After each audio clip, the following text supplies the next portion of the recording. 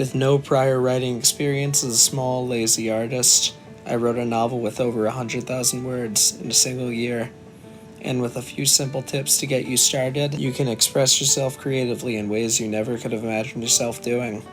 I was a completely beginner writer when I started. Writing was so boring for me. But following these extremely simple, easy tips helped me engage more with what I was doing.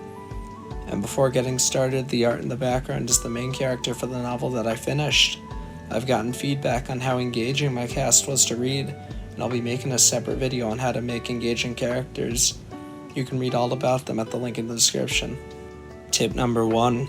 Put aside any preconceived notions you may have about genres and the stereotypical conventions of those genres. Breaking free of these conventions is what will make your story unique, and acting like they don't even exist will allow your ideas to flourish and develop into something purely original. This is exactly how my story grew and developed into the novel it became. By definition, it doesn't conform to any genre. There are drama elements, but it could also be considered sports literature, and equally coming of age as well as slice of life. If I followed the typical young adult conventions of a jock meeting a nerdy girl, the story would have been much more boring. And that leads me into tip number 2. You don't want to start out with a certain relationship trope or a character trope in mind.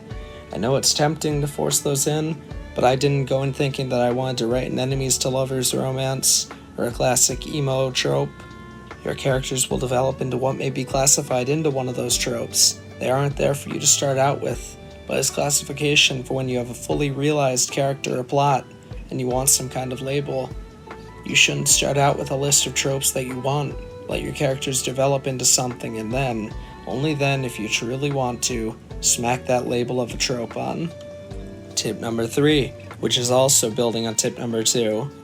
Don't shoehorn your romance in. Don't force a romance between your two lead characters because that's what the trope that you want dictates. Again, referencing tip number 2. Write scenes of your characters bonding organically. Let the relationships naturally work their way into the story. Let everything build on its own. 2 characters later on in the novel end up together in a gay romance. 2 characters that I never even imagined would get together when the story had started. And because of tip number 1, I had no bias against it. I just let it unwind the way it naturally would.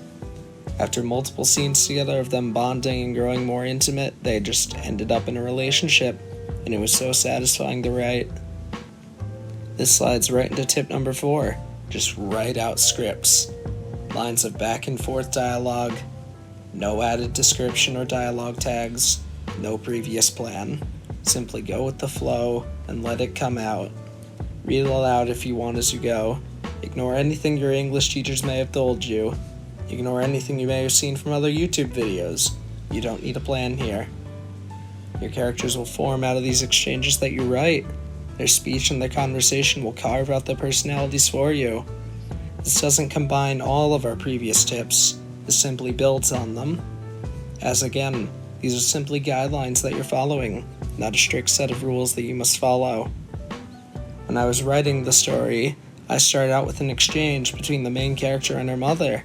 I didn't intend for this to be malicious, but Natalie's personality slowly carved itself out alongside her mother's personality. This is how their beliefs came to fruition as well, the way they acted. And building on tip number 3, this just developed out into a relationship that wasn't simply abusive. It was layered and had a lot more depth and dimension to it that wasn't just simply black and white. Tip number 5 is again extending on the previous tip. Start allowing description to just spill into the script. No plan setting, just let everything flow uninterrupted. Let the time and place of the scene be decided as it comes out of your fingers. Don't look at your word count or the time until the scene has reached its natural closing. Not every line of dialogue needs a tag.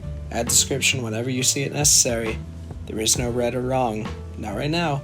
Just go. I'd have sessions like this for hours without even realizing that they were hours. I'd come away from a single document to find that I'd written 2,500 words without even thinking. This is how every scene in my novel was developed, following these tips without even knowing it. I never had a plan, I just wrote. I never edited, only wrote. And that will give you the most creative, unique, original story that you yourself could possibly make. You don't need any kind of plan, not for the skill level of the average person.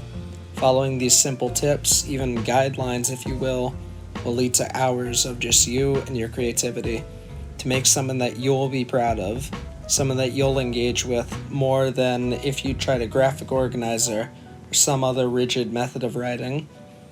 And in the end, when I had finished after a year longer than I expected to keep up with this project, well, I'd ended up with a novel bigger than I could have ever imagined, and a 100,000-word piece that I'm so extremely proud of, that I made without any AI or even writing experience in general.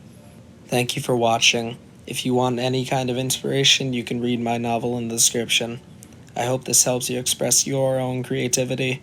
Please show your support by leaving a comment and subscribing for more of this style of content. See you next time, nerds.